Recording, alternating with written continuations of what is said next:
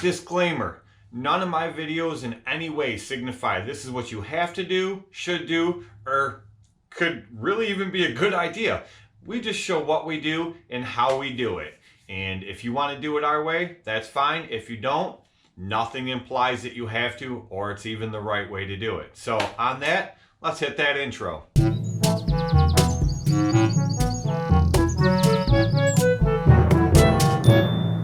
Look at that, would you? I go out running around with Roscoe this morning. We went out, had some lunch, and had to go Tractor Supply in Home Depot. And I come home and there's presents. Presents are good. What is it? They didn't pop. Oh, that one popped. What about these ones? Well, that was stupid. Yeah, that's stupid too. Yay, so here's a new one. And I just gotta inspect this sucker, because like I said, I wasn't sure about the inside. Alright, let's take a look at this here. So I'm gonna shine this light in here if I can and show you guys. You see the inside is solid all the way around, all the way around. I'll just show you the other side. See? Solid all the way around, no issues. Now, the old one, in case you guys don't remember, see that? See that crack? It's cracked all the way around there. Not this side. That side's fine. But this side has that crack. So, I was right. It definitely isn't supposed to be like that. I wasn't sure why it would be anyway. But, so, we're good to go. This one is not cracked. It's exactly as it should be. It's nice and spring loaded. I'm going to, it looks like they definitely grease the universal joints on both of them. And I'm going to put some grease inside here with my finger. And this one has the grease fitting right there. And this one here just has the grease fitting up there. But I'm going to run some grease around on the inside of both of these before I put them in anyway. And then I will take the grease gun and grease them. Just so that they have plenty of grease inside. So let's get this on. Okay, so like I mentioned to you guys before, it came with a new roll pin, a new shear pin, and a new cotter key. So, this is all twisted around here. There we go. But anyway, I need something to, so that this thing don't come flying up at me. We're going to use that to weigh it down. So I'm going to take some of this axle grease here, and I'm just going to grease the inside of this sucker right here. I will, like I said, I'll hit that grease fitting there with the grease gun, but I just want to put some grease in there to kind of pre-grease this bad boy. I'm going to do the same thing with this shaft here, just so I have no issues. A little bit of grease on there. A little bit of grease never hurt anything. So I'm going to take this here shaft. It should go on nice and easy, which it is. And put the shear pin through, pushes through nice and easy. There's that excess grease. I'll just put it down on that shaft there. Take this cotter key, put that through there. These things are hard to hold on to sometimes, so I'll just hold it with that side. bend that over, bend that one over, done. And that's in there as good as it needs to be. And then I'll just flip this back over so I can put this roll pin in there. Go in from the other side easier. Nope, it's pretty much the same size. So, is that tapered to one end? Sometimes these are tapered to one end. Nope, it's exactly the same. So, you just got to tap that sucker down in there. I'll get that little hammer.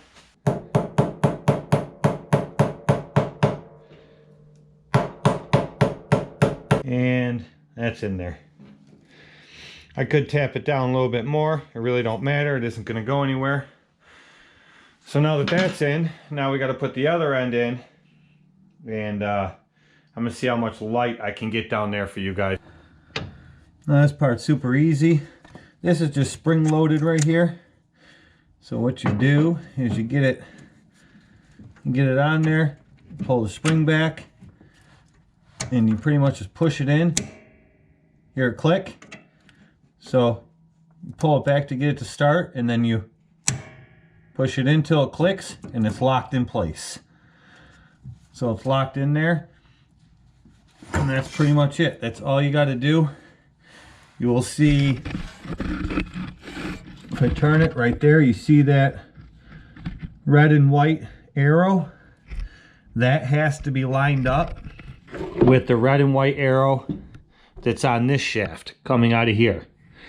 There is, right there, there's a little weld. So instead of making it all these separate grooves, it'll make it like one solid piece.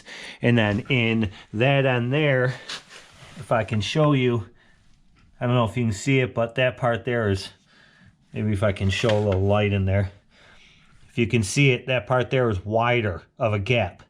And that's what lines the two of them up. Okay, everything's all back together. Now what I've decided I'm gonna do is I'm gonna start it up and I'm gonna engage the PTO without the blades first. I wanna see what it sounds like.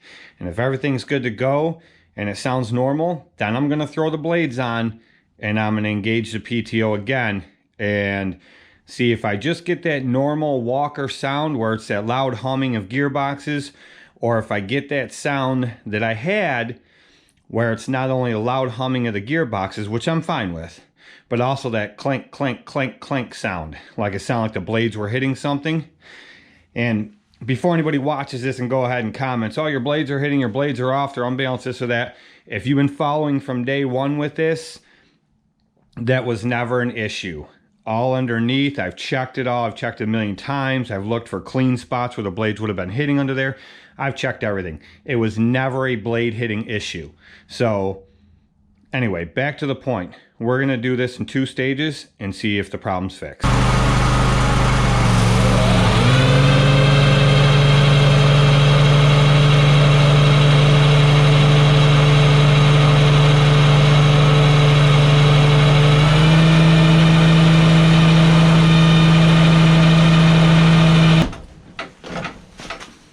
Okay, that sounded perfectly fine. That's exactly what a walker should sound like. You get that loud humming. Now remember, for any of you that don't run walkers, that's typical. Is a loud hum like that, but you're running gearboxes, PTO, you're not running belt-driven spindles, and that's just what they sound like. So either way, that's still much quieter than aluminum gearboxes, which usually come standard on these things. So these cast iron boxes are definitely quieter. So now that that's done, let's throw some blades on here. I'm not going to throw regular blades on. I'm going to throw the regular blades plus the Versamo, because that's how I plan on running this in the spring. You guys know I was insanely satisfied with it in the fall and what I was able to do. I ran over sticks, everything. It didn't clog up that chute like it did in past years. And I could make a lot more passes and suck up a lot more leaves before that hopper was full. So my intentions are to try running it like that in the spring to see if I get the same amount as I always did before, or if I can get a lot more in there before having to stop and dump. So since that's how I plan on running it, that's how I want to hear how it sounds now.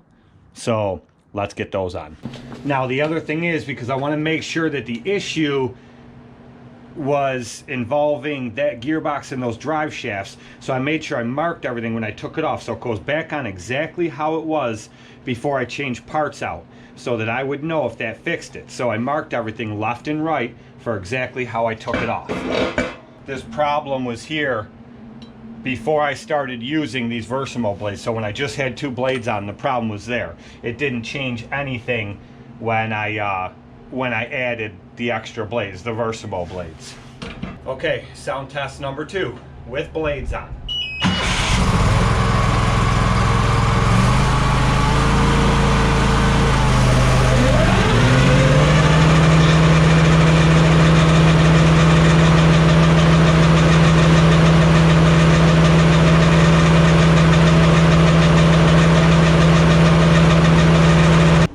So the sound is still there.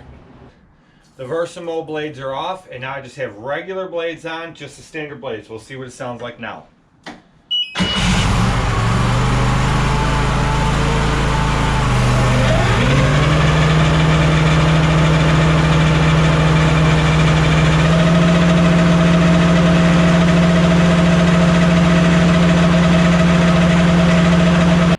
Okay, to me, I think it sounds the same. I think I'm still hearing that light metal, like tink, tink, tink, tink noise. Like, not like a blade hitting something, but I don't really know how to explain it. Maybe you guys can hear it. And, you know, I've made videos before with this sound, and a lot of guys have told me, you know, that's how all my walkers sound. They all sound like that.